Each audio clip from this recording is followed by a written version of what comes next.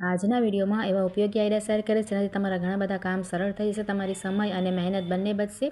તો ચાલો વિડીયોને સ્ટાર્ટ કરીએ. વિડીયો સારો લાગે તો લાઇક કમેન્ટ જરૂરથી કરજો. તો ક્યારેક શું થાય કે આપણે બહાર જવાનું હોય કોઈ કામ માટે અને આપણે સવારે જ રોટલી કરીને રાખી દેતા હોઈએ, પણ બપોરે જમવા બેસીએ તો રોટલી જોઈએ ને તો એકદમ સોફ્ટ ના રહેતી હોય. તો તેના માટે છે ને તેને ગરમ કરવા માટેની તમને ખૂબ જ સરસ ટિપ્સ બતાવું છું.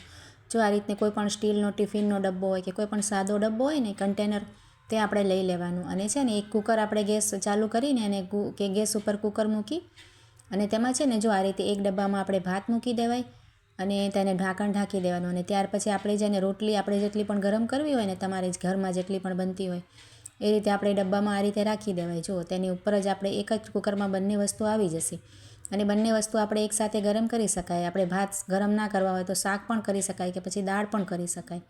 અને આ રીતે આપણે કુકરનું ઢાંકણ લગાવી દેવાનું. તેમાં આપણે સીટી નથી આવવા દેવાની, આપણે ફક્ત પ્રેશર ભરાય ને ત્યાં સુધી 3-4 મિનિટ માટે રાખવાનું. ગેસની જે ફ્લેમ છે ને આપણે સ્લો રાખી દેવાની અને ત્યાર પછી આપણે ગેસ બંધ કરી દેવાનું. જો અને ત્યાર પછી તમે જોશો ને તો તમારી રોટલી પણ એકદમ જે આપણે તાજી કરેલી હોય ને એવી જ સોફ્ટ થઈ જશે.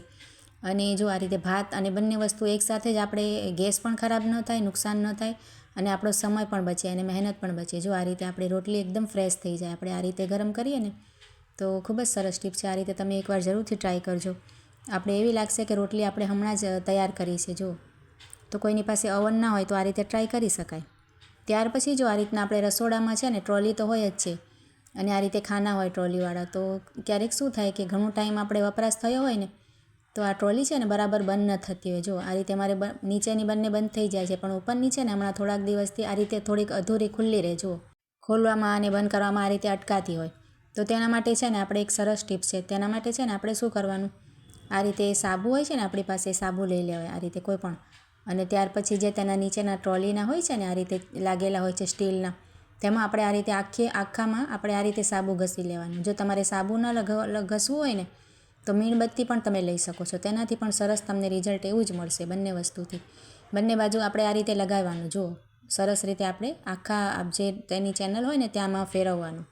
તો તેની કોટિંગ થઈ જશે ને તો તેનાથી તમારે તરત જ 1-2 મિનિટમાં જ તમે આમ ખોલ બંધ કરશો ને લગાવ્યા પછી, જો આ રીતે પછી લગાવી લીધા પછી આ રીતે ખોલ બંધ કરવાની તો તમારી સરસ ફિટિંગ આવી જશે. આ રીતે આપણે નાના કામ છે ને આપણે ઘરમાં જ આ રીતે સોલ્વ કરી શકાય. જુઓ ખૂબ જ સરસ ટિપ્સ છે.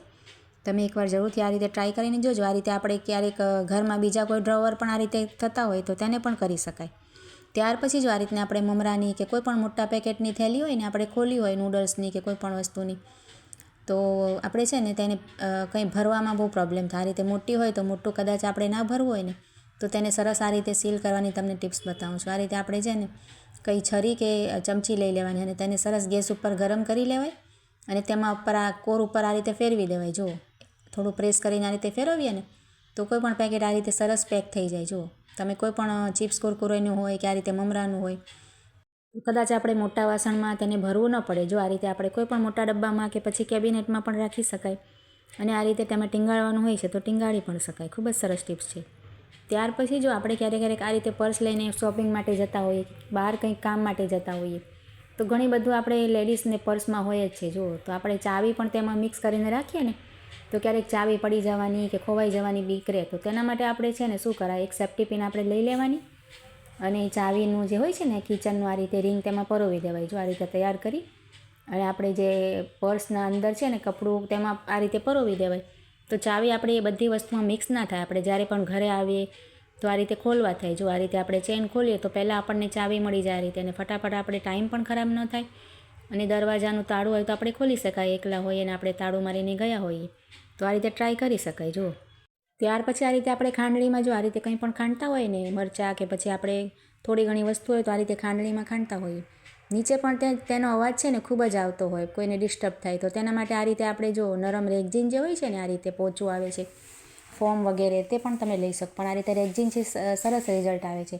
તો તેને આ રીતે તમારી જેટલી પણ ખાંડણીનું હોય ને સાઇઝ એ રીતે આપણે કટ કરી લેવાનું અને તેને ડબલ સાઇડ ટેપ હોય છે ને આપણી પાસે ટેપ, તેનાથી આપણે પાછળ છે ને આ રીતે જો ઊંધું કરી અને પાછળની ભાગે આ રીતે ચોટે ને એ રીતના આપણે કટ કરી લેવાનું અને આ રીતે જે ટેપ પટ્ટીનો કટકો ચોંટાડી દેવાનો વચ્ચોવચ્ચ અને ત્યાર પછી આપણે આ રીતે ચોંટાડીને રાખવાનું આ રીતે. તો રોજ આપણે કામ આવે, કોઈ પણ વસ્તુ ખાંડતા હોઈએ તો આપણે કોઈને પણ ડિસ્ટર્બ ના થાય. જો આ રીતે બાળકો કદાચ ભણતા હોય તો આજના આઈડિયા કેવા લાગ્યા જરૂરથી કમેન્ટ કરજો.